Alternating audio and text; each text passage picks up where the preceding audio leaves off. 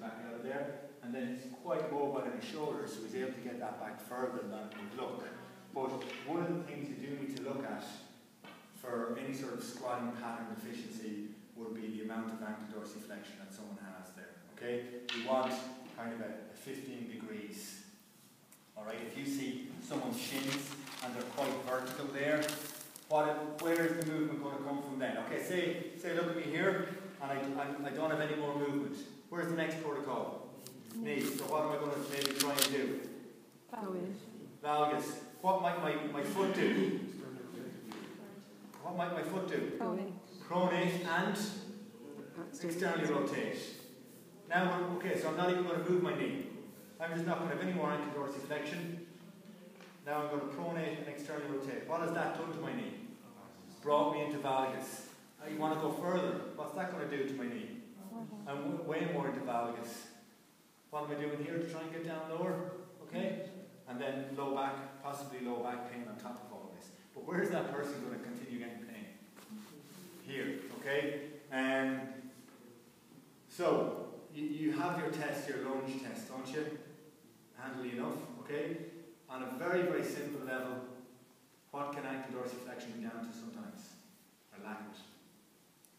Tight calves. Tight calves. Let's just say tight calves, right? And more often than not, where is it from? Weak glutes? Yeah, weakness around here, and certainly weak glutes. So, what will your calves do to try and help with that? Compensate. Switch on and tighten. So, as well as releasing your calves, what might you give them? Maybe a glute core exercise as well. Okay? Then he gets a little bit of stability work, and then what he was doing there, you'll find as long as he's not hurting himself and his movement is okay, you can improve by actually doing the pattern. Okay?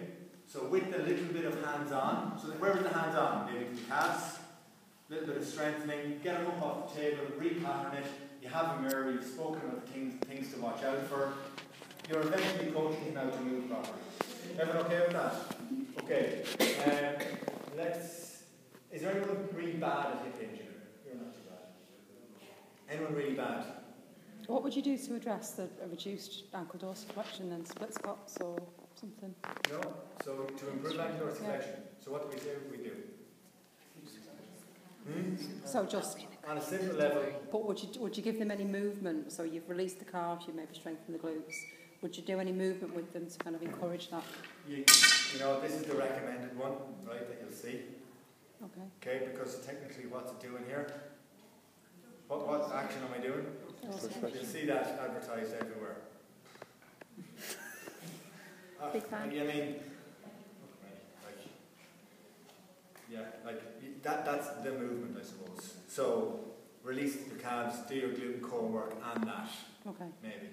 Okay? But if you'll just see it as in just do this, as in this is the corrective. Alright, okay. You know, like that's not going to be enough to do it if you don't address the other issues there. Okay, anyone really bad at hip hinging?